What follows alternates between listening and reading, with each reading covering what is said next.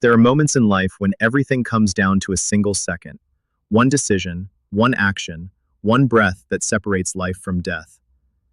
This is not just a story about war, but about courage when fear takes over, about sacrifice when the cost is everything, and about ordinary men forced into extraordinary moments.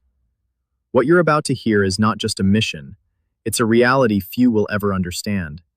And once you step into it, you'll never see bravery the same way again.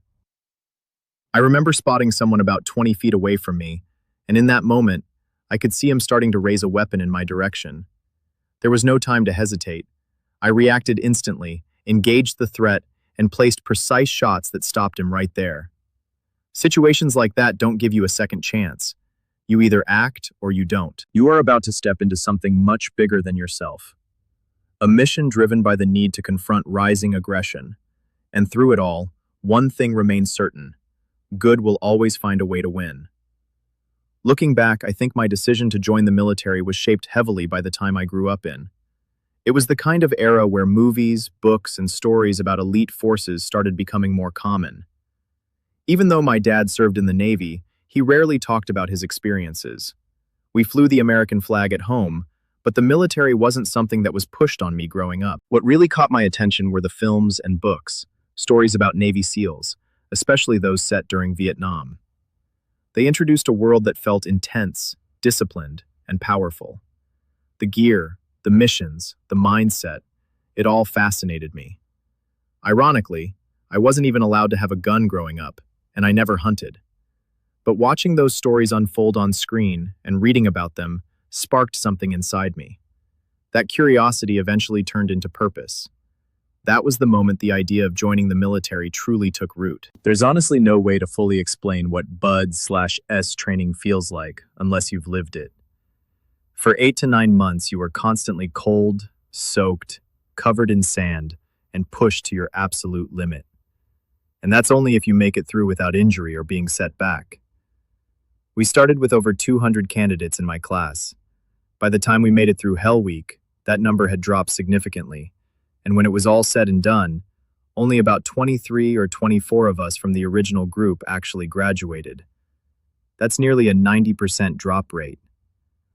I was fortunate enough to be one of those who made it all the way through, but it came at a cost. The physical and mental strain is unlike anything else. Just days before Hell Week began, I fractured my tailbone. That meant I couldn't even do basic movements like sit-ups. Despite that, I pushed through the entire week. I have never felt cold like that in my life, even though it was late summer when we were training. There are moments during that kind of suffering where you're forced to confront yourself. You start asking real questions. Can your body actually endure this? Can your mind stay strong when everything is telling you to quit? Those moments strip you down to your core. The greatest sense of pride I've ever felt came at the end of Hell Week. For me, it wasn't just about finishing. It was the realization that I had reached a milestone I had dreamed about for years. In my mind, that was the ultimate test. Could I make it through Hell Week? It lasts 5.5 days, and during that time you get maybe 3 hours of sleep total. You're running over 100 miles while carrying boats and heavy logs. The first 3 days alone, you barely sleep at all. It's pure exhaustion on every level. I still remember a moment from back then, and it's something I'll never forget. We didn't have phones or cameras like today, but somehow there's footage of it. Our commanding officer came over the berm in Coronado, carrying the American flag, and officially secured our Hell Week class. The second he said those words, something inside me just exploded. I let out this roar that lasted over 10 seconds. Everyone turned and looked at me, but I didn't care. In that moment, I felt overwhelming pride. I was just a kid from a small town who had no real connection to the military growing up. And yet, I had just completed one of the toughest training programs in existence. There were people in my life who doubted I could ever do something like that, but I proved them wrong. That feeling is something words can't fully capture. When graduation finally came, it brought a sense of relief more than anything else. It had been a long journey, but it wasn't over yet. After BUD/S, there's still SEAL qualification training, which adds another 7 months. Altogether, it's about a year and a half of non-stop preparation. But once that phase ended, reality set in. Training was done. It was time to step into the real world and do the job for real. We were in the middle of a war, and everything we had prepared for was about to be tested. Not long after, I was selected along with a few teammates to deploy to western Iraq, near the Syrian border, to a place called Rawa. Our mission there was to help establish a base. It was originally a Marine Corps location. That deployment marked a turning point in my life. Something happened out there, an event that would change everything for me moving forward. Clark Schwedler, a first-class petty officer, was on a direct action mission just outside Fallujah when he was killed in action. Clark wasn't just a teammate to me, he was one of my closest friends. Losing him hit me hard, and it became a turning point in my life. That loss pushed me to take the next step and try out for Naval Special Warfare Development Group, better known as SEAL Team 6. In May 2011, I had the privilege of being part of the operation that targeted Osama bin Laden. My role in that mission was small, but just being there, being part of that team, meant everything. It was something I'll carry with me forever. But only a few months later, on August 6, 2011, everything changed again. That was the day Extortion 17 was shot down. It became the deadliest loss in Special Operations history. We lost 30 Americans that day, along with a military working dog. And in a chilling coincidence tied to the aircraft's call sign, 17 of those lost were SEALs. In a single moment, we lost about a third of one of our units. After that tragedy, the decision was made to rebuild what was known as 2 Troop from Gold Squadron. To do that, they pulled operators from different squadrons to form a new team. I was honored to be one of the ones selected, coming over from Blue Squadron to help rebuild it. It was a unique situation. Every squadron has its own way of doing things, its own rhythm, its own culture, even though we're all SEALs. This was the first time in our organization's history that a troop was formed by mixing people from different squadrons like that. There was a lot of uncertainty. People wondered if we could come together, adapt, and perform at the level expected of us. Over time, we did exactly that. We became known as the new 2 Troop. About a year later, we deployed to Afghanistan, back to a place that carried a lot of weight for all of us, FOB Shank. From there, we started running operations in the same region where Extortion 17 had gone down, an area called the Tangji Valley. At that time, it was considered one of the most dangerous places in the entire country. Going back there wasn't just another deployment. It meant something deeper. In early December, we started receiving intelligence about an American doctor who had been taken hostage. He had gone over there to provide medical aid, working alongside what he believed were Afghan doctors. But those individuals betrayed him and handed him over to the Taliban. From what we gathered, the plan was to use him as leverage, to trade him for captured fighters held by the US. What made the situation urgent was new intelligence suggesting he was about to be moved into Pakistan. Once that happens, the chances of recovering a hostage drop dramatically. You lose visibility, and time starts working against you fast. So our unit moved quickly. We built the intelligence picture as fast as possible, gathering everything we could to prepare for a mission. Then, on the night of December 8th, we launched from our base. After hours of movement, we landed about 5 hours away from the target and began the approach on foot. The way we chose to move in was different. It was inspired by how SEALs operated in Vietnam, choosing the most difficult, least expected path to reach the objective. The compound where we believed the doctor was being held sat high above the valley, overlooking everything. Approaching it from the front, through the valley floor, would have exposed us completely. Even at night, once your eyes adjust, visibility in that terrain is better than you'd expect. Anyone watching from above would have had a clear advantage, so we had to think differently. We took a harder route, a path that was more physically demanding, but gave us a better chance of getting close without being detected. It wasn't the easy way in, but it was the smart one. Moving a force our size through that kind of terrain without being seen was already a challenge, but the compound itself made it even harder. It sat tucked against the base of a mountain, almost hidden by the terrain behind it. So instead of approaching from the front, we climbed up the backside of the mountain and planned to descend down toward the objective. What we couldn't fully understand from reconnaissance alone was just how steep that descent really was. At certain points, it was so vertical that we had to turn our bodies around and carefully work our way down like we were climbing in reverse. We used ladders to move from one level to another, navigating rocks and drops with no clear path. It slowed us down more than we expected. By the time everyone reached the bottom and we gathered at our holding point, the valley had started to come alive. We could hear the call to prayer echoing in the distance, and faint light was beginning to break across the horizon. Dawn was getting close, and we knew we had no more time to waste. Right then, Nick Check, our point man, stepped forward and began leading us toward the target. We had the entire troop with us, and the compound had multiple buildings that needed to be cleared at the same time. Teams split off, each moving to their assigned positions. Our element, Echo Team, under Nick's lead, moved toward the structure we believed was holding Dr. Joseph. As we closed in, a Taliban guard suddenly stepped out of the doorway with a rifle in hand. Nick reacted instantly, engaging him without hesitation. That single moment triggered everything. We shifted immediately into full action. Nick fired and surged forward at the same time, closing distance fast. His movement was so aggressive that by the time I adjusted and created space behind him in case I needed to fire, he was already several feet ahead of me. It all happened in a blur, shots fired, momentum building, and then we were at the entrance within seconds. When we reached the doorway, we ran into something none of us had ever seen before. The entry was covered with thick, layered wool blankets that had been cemented into the frame on both sides. It wasn't something you could just push through easily. Shots had already been fired, and in a hostage rescue, time is everything. Any delay could mean the hostage gets executed. That's failure, and that's not an option for us. A couple of us tried to rip the blankets down, but they were secured so tightly they wouldn't budge. Then we heard our troop chief yelling for us to get inside immediately. Even though only seconds had passed, it felt like time was stretching.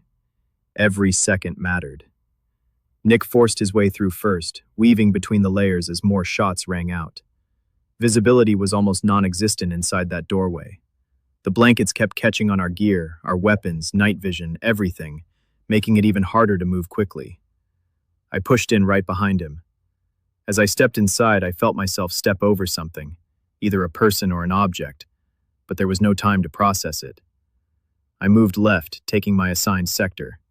As I brought my weapon up, I saw a figure about 20 feet away starting to raise a weapon toward me. I engaged immediately, placing accurate shots that dropped him on the spot. It came down to fractions of a second, him firing at me or me getting there first. Right after that, I noticed movement on the floor. Someone was scrambling, reaching toward nearby weapons. I moved in fast and got control of the person, pinning them down with my knees across their shoulders. I tried to get a clear look, adjusting my night vision to identify who it was. The whole time they were still reaching, trying to grab something. I didn't know if this was one of the hostages acting out of fear or another threat. No one was speaking yet. There were no clear signals, no communication, just chaos unfolding in seconds. We started calling out for Dr. Joseph, trying to get any kind of response. At first, nothing. No voice, no movement that confirmed anything. And all of this was happening incredibly fast. Then finally, I heard a voice, faint but clear enough. "I'm over here. I'm over here." It wasn't the person I had pinned down. The voice was coming from my right side. In that moment, I had to make a decision instantly. In that split second, I made the decision to fire on the person I had pinned down. Whether it killed him or just neutralized him enough, it gave me the moment I needed. I immediately pushed off and moved across the room toward Dr. Joseph.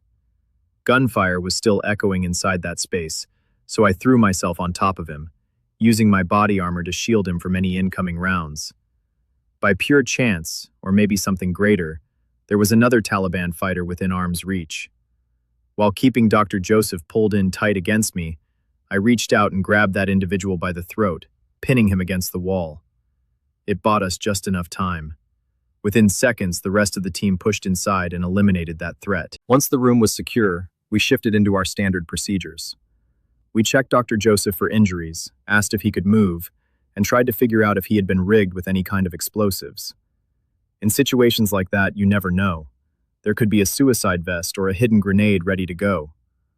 Working alongside our EOD team, we made sure he was clear. After confirming he was safe to move, we got him out of the building. Everything I just described happened incredibly fast, within just a few minutes. From the moment we entered, we had taken out 5 enemy fighters and successfully rescued Dr. Joseph. Once outside, reality started to hit again. The sky was getting brighter, and we were running out of darkness. Extraction needed to happen quickly. As I looked around, I saw teammates working on Nick. That's when it hit me that he had been seriously hit. I asked someone to take over security for Dr. Joseph so I could move over and help. I linked up with our Air Force pararescuemen, and we began assessing Nick's condition from head to toe, doing everything we could to keep him alive. When the helicopters landed, we loaded up fast and took off. During the flight back to Bagram, which lasted about 40 minutes, we worked non-stop.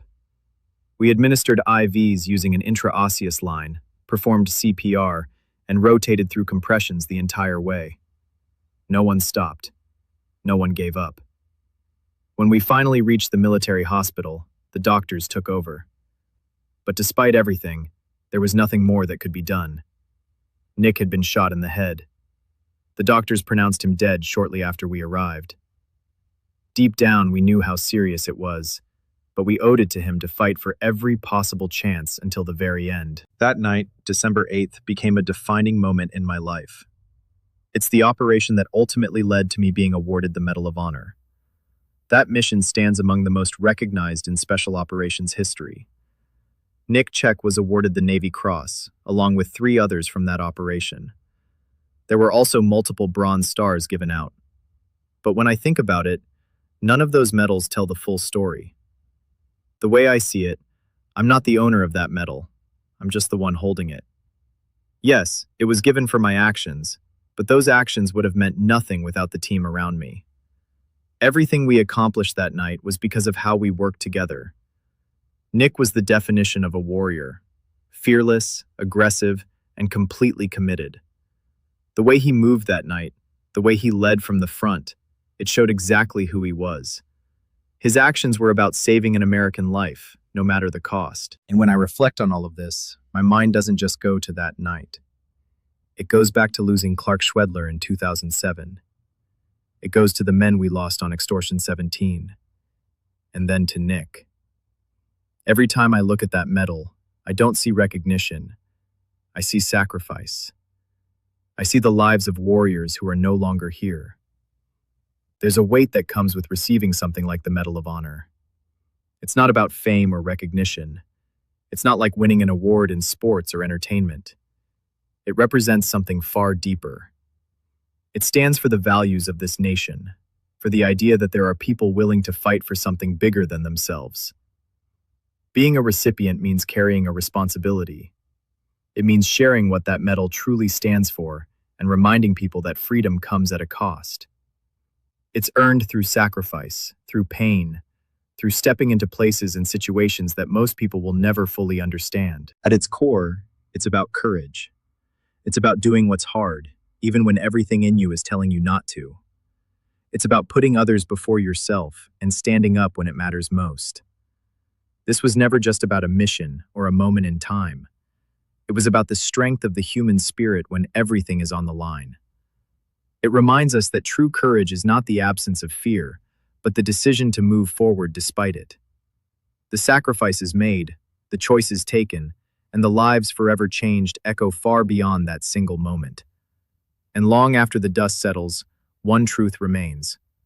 Bravery is not remembered for how it begins, but for how it endures.